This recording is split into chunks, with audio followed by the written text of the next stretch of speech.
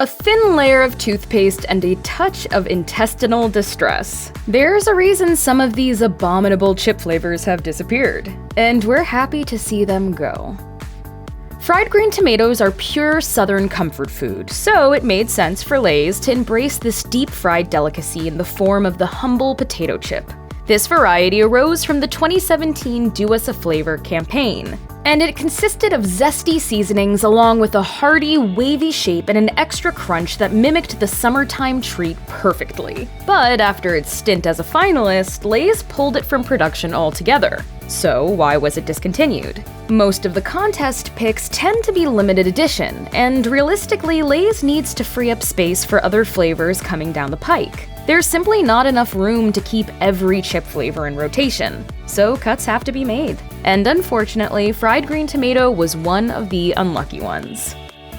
When different iconic junk foods merge together, beautiful things happen. Case in point, the time that Doritos and Pizza Hut unveiled Doritos Pizza Cravers in the 90s. These triangular delights tasted like the best of both brands. But later in the decade, Doritos Pizza Cravers were nowhere to be seen. And it wasn't because they weren't popular. No, the real reason was a business shakeup. Frito-Lay's parent company, PepsiCo, which also owned Pizza Hut, created a separate department for its fast food portfolio now known as Yum Brands.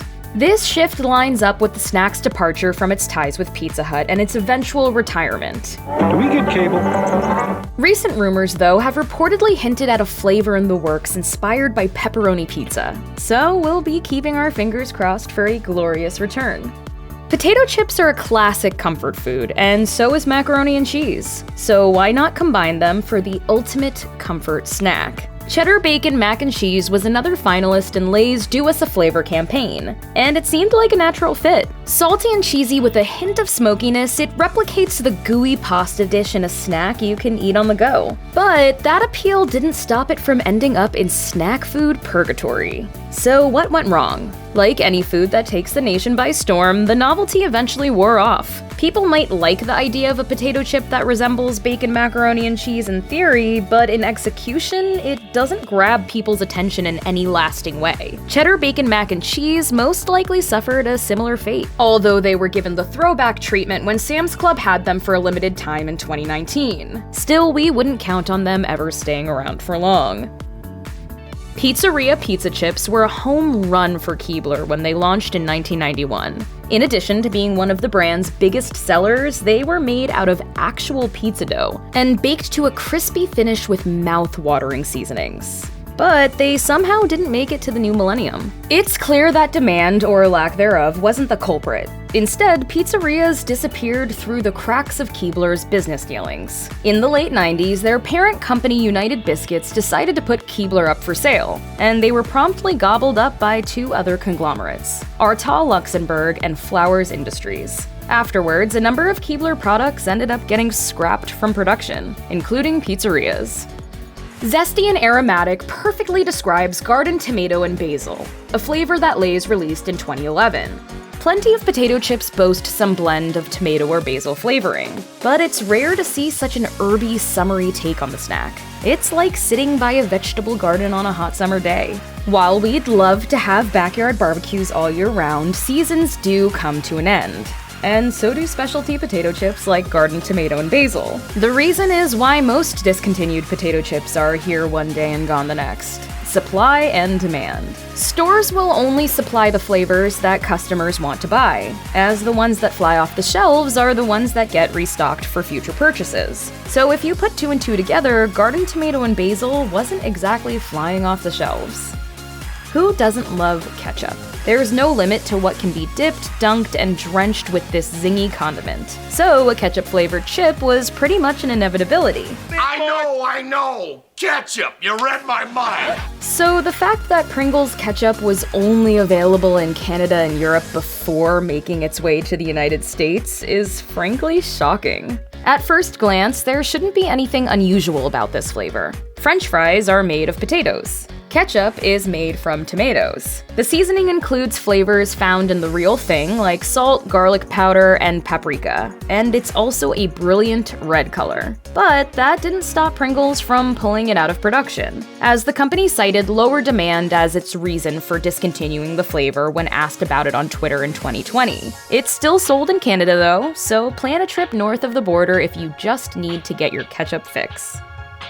During the diet craze of the late 90s, Lay's unveiled non-fat potato chips that calorie counters would feel good about eating. They consisted of Lay's, Ruffles, and Doritos, with a meager 75 calories and 0 grams of fat, all as a result of its not-so-secret ingredient Olestra. Olestra works as a fat substitute, and thanks to FDA approval, it could be found on plenty of nutritional labels. Alas, this little additive harbored an explosive secret. According to the Center for Science in the Public Interest, people who ate Lay's Wow chips reported experiencing horrible side effects. Those side effects included bloating, vomiting, abdominal cramps, and last but not least, painful, explosive diarrhea.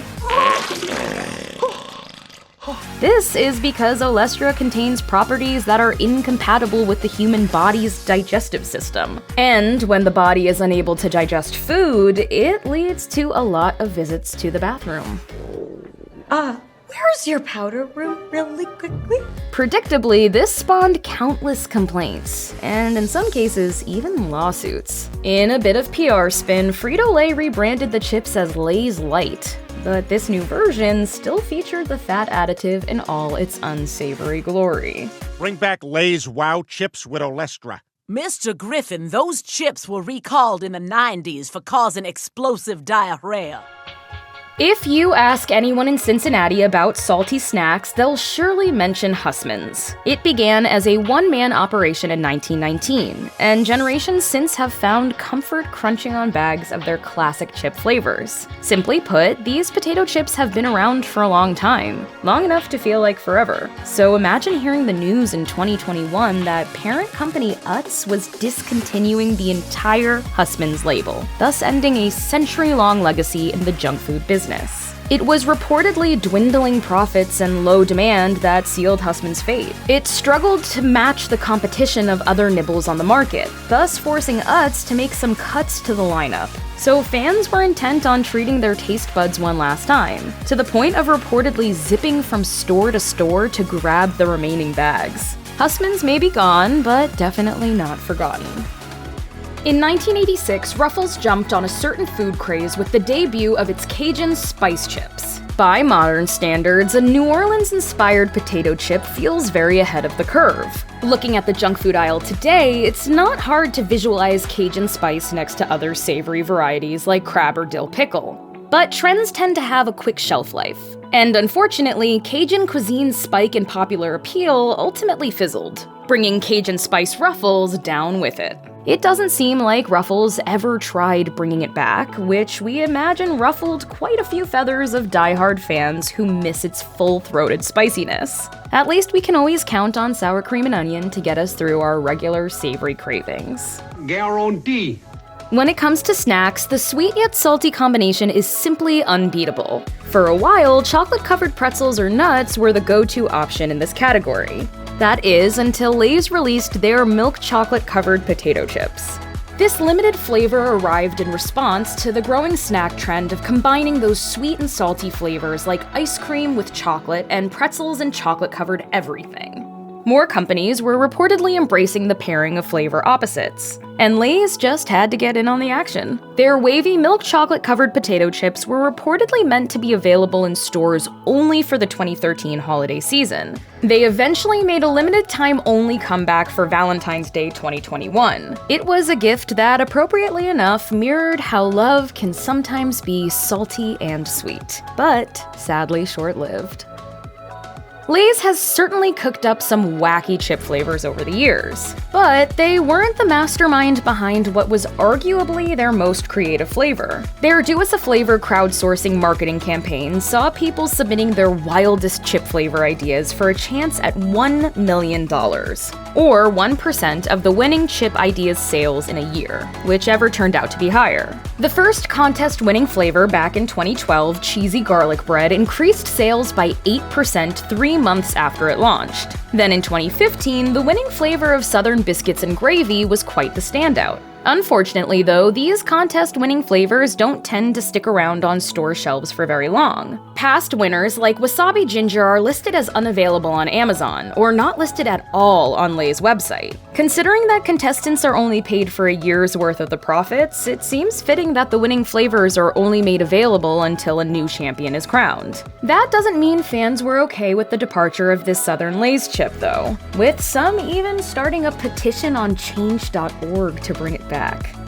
We already know that chocolate-covered chips are an amazing culinary specimen, but Pringles took things to a weird new level with their dessert flavors, ranging from milk chocolate to pecan pie and pumpkin spice. There's no delicious candy coating here, just a dusting of mystery sugar, spice, and things that aren't so nice. It's not that great. Pringles typically released these quirky limited edition chips around the holidays as an alternative festive treat. In 2012, they started with flavors like white chocolate peppermint and cinnamon sugar. Then in 2016, the company released its take on some more holiday classics in the forms of salted caramel, sugar cookie, and pecan pie potato chips. Even if these chips weren't available for a limited time, they still would have been quickly discontinued due to the sheer amount of negative feedback they received. When HuffPost did a taste test, they noted the pumpkin spice flavor was not absolutely disgusting, but not a slam dunk either. The white chocolate peppermint fared much worse, as they called it a, quote, horrible abomination to humanity. Meanwhile, Today.com's taste test was quoted as describing the white chocolate peppermint as a thin layer of toothpaste. Outlier flavors like pumpkin spice and pecan pie were solid, but not enough to make them worthy of the desserts that inspired them. Here's hoping that this particular chip trend won't come back in style anytime soon.